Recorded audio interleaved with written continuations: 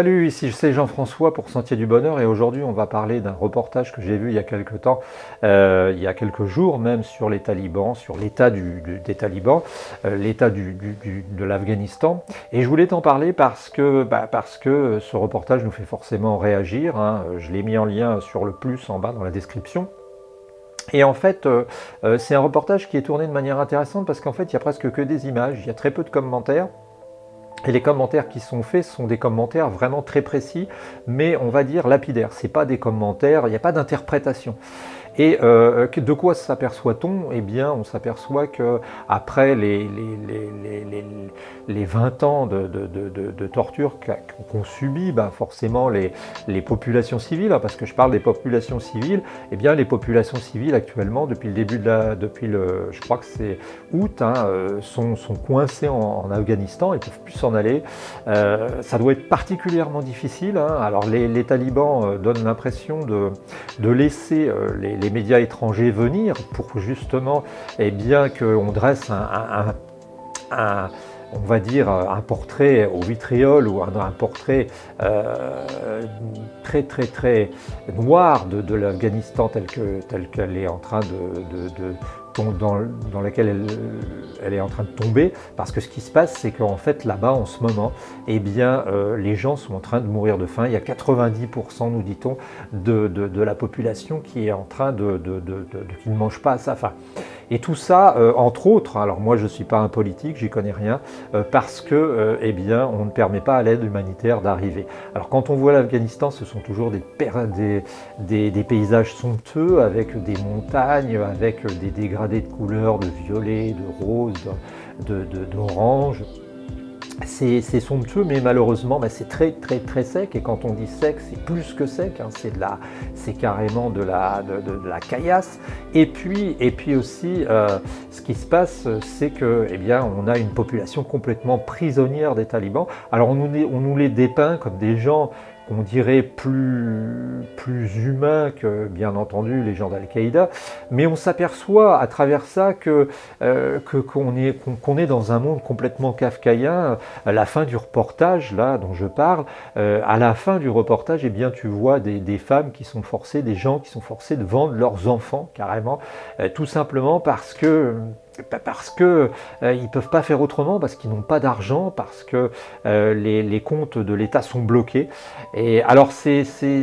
une ambiance très curieuse. Ce qui se passe, c'est que nous, loin, on n'en a pas grand-chose à faire, pour être très honnête, parce que même si on se dit c'est malheureux, on voit ces petits-enfants-là, on se dit que de toute façon, ça ne nous touche pas. Mais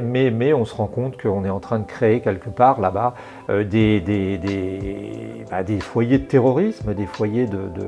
de gens qui porteront peut-être des valises de bombes, qui tireront peut-être sur nous à la Kalachnikov ou je sais pas quoi. Alors le jeu, moi je ne suis pas du tout un spécialiste de la politique, mais le jeu des États-Unis, c'est sans doute de forcer les talibans à administrer leur pays, et puis le pays qu'ils ont conquis, et de les acculer à une réalité qui est que c'est pas facile, et puis de les laisser s'écrouler un peu comme ça. Ça a posé des problèmes, que ce soit en Tunisie ou en Égypte à une époque, même si ce n'était pas des talibans, mais c'était des pouvoirs, disons, forts. Et on s'aperçoit qu'on est en train de sacrifier deux générations, physiquement, psychologiquement, simplement parce qu'il y a des enjeux politiques, des enjeux compliqués. Alors je sais bien que les gens comme nous, hein, les gens ordinaires, on s'en mêle pas. D'habitude, on nous dit toi, ça ne te concerne pas parce que de toute façon, tu n'y connais rien. C'est vrai qu'on n'a pas trop le droit de citer, ça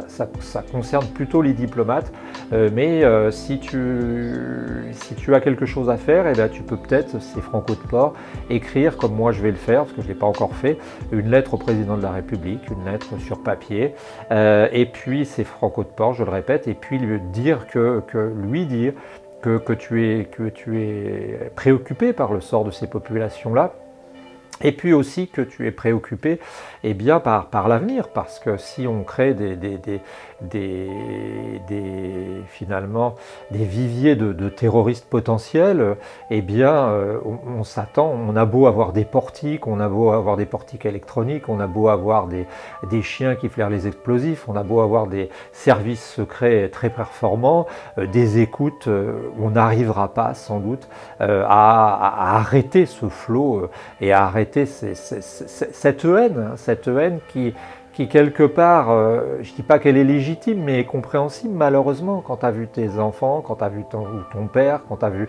ton père, ta mère mourir sous les bombes peut-être des Américains, quand tu as vu tes frères et sœurs eh bien, mourir de faim, quand tu as vu peut-être, parce qu'on ne sait pas ce qui se passe, hein, ils vendent des enfants carrément, je ne sais pas si tu te rends compte, ils vendent les enfants, 2-3 ans, ils vendent le gamin. Alors parfois c'est pour aller dans le meilleur des cas, je pense, dans des familles qui les accueillent, qui ne peuvent pas avoir d'enfants, mais j'ai peur que parfois ça aille aussi pour la vente d'organes, tu sais, c'est pas bien compliqué, hein, à un enfant, eh bien je pense qu'on lui prend peut-être, je sais pas, ses reins, tout ce qui traîne, et puis après on l'enterre, c'est tout. Donc j'ai peur que vraiment on soit dans le sordide, et j'ai peur aussi que